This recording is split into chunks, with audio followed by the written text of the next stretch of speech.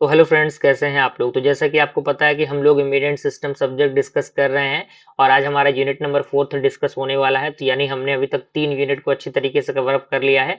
अगर आपने उन वीडियोस को नहीं देखा है जरूर देख लीजिएगा। प्लेलिस्ट का लिंक आपको नीचे मिल रहा होगा, आप वहां पे क्लिक करके प्लेलिस्ट को चेकआउट करके उन वीडियोस को देख सकते हैं। ठीक है, तो आइए वीडियो को स्टार्ट करते हैं।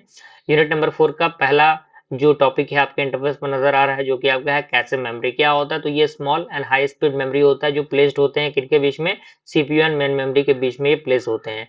पर्पस इसका ये होता है कि ये रिड्यूस करता है मेमोरी के एक्सेस टाइम को एंड इंप्रूव करता है परफॉर्मेंस को। टाइप की बात करें तो L1 कैश है जो कि काफी फास्टेस्ट होता है, उसके बाद L2, उसके बाद L3। ठीक है। वर्क ऑन लोकेलिटी प्रिंसिपल, यानी ये लोकेलिटी प्रिंसिपल पे काम करता है for the temporal locality and for the spatial locality. ठीक है। अगला हमारा आता है वर्चुअल मेमोरी। ये टेक्निक होता है जो एक्सटेंड करता है मेन मेमोरी को यूजिंग द सेकेंडरी स्टोरेज। ठीक है। एंड ये यूज करते हैं हार्ड डिस्क को एज एक्स्ट्रा मेमोरी एंड ये अलाउ करता है लार्ज प्रोग्राम को रन करने के लिए। ठीक है। एडवांटेज ये है कि मेमोरी यूटिलाइजेशन इसमें काफी एफिशिएंट होता है और डिसएडवांटेज ये है कि ये स्लो होता है as compare to the RAM. Okay. अगला हमारा आता है एमएमयू यानी मेमोरी मैनेजमेंट यूनिट।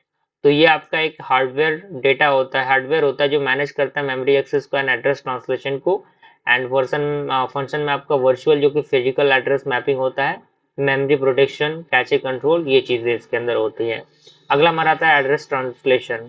तो ये प्रोसेस होता है जो कन्वर्ट करता है वर्चुअल एड्रेस को into the physical address. Steps की बात करें तो इसके अंदर सीपीयू जनरेट करता है वर्चुअल एड्रेस को, एमएमयू ट्रांसलेट करता है उसको एंड एक्सेस फिजिकल मेमोरी। ठीक है, यानी ये 3 स्टेप्स इसके अंदर होते हैं। अगला हमारा आता है मेमोरी इंटरफेसिंग। ये कनेक्टिंग होता है मेमोरी का विद द प्रोसेसर। ठीक है। एंड ये इंक्लूड करता है एड्रेस लाइन को, डेटा लाइंस को, कंट्रोल सिग्नल को, जिसमें कि read and write operation perform होता है। एंड ये इंपॉर्टेंट होता है प्रॉपर डेटा ट्रांसफर के लिए, सिस्टम परफॉर्मेंस के लिए।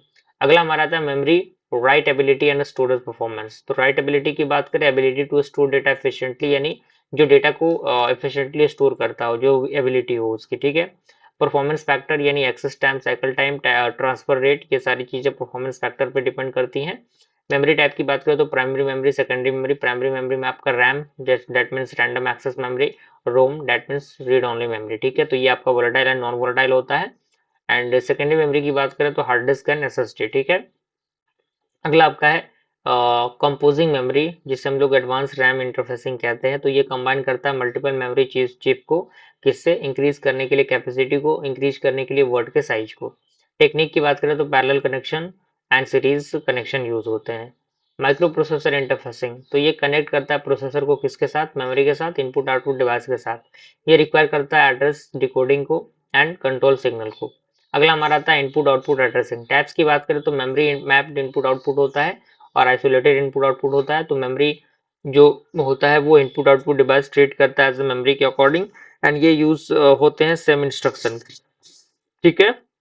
आइसोलेटेड की बात करें तो ये सेपरेट करता है डेटा के एड्रेस को एंड स्पेशल इंस्ट्रक्शन यहाँ पे यूज होते हैं। अगला हमारा आता है इंटरप्ट्स। तो ये आपका सिंगल होता है to the CPU for the implementation attention.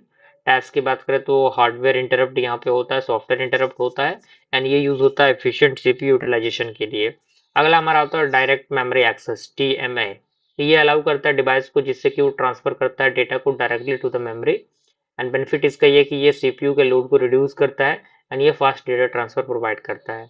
Arbitration की बात करें तो ये प्रोसेस होता है जो डिसाइड करता है कि कौन सा डिवाइस जो है वो बस को एक्सेस करेगा। ठीक है। टाइप की बात करें तो सेंट्रलाइज आर्बिट्रेशन, डिस्ट्रीब्यूटेड आर्बिट्रेशन। ठीक है।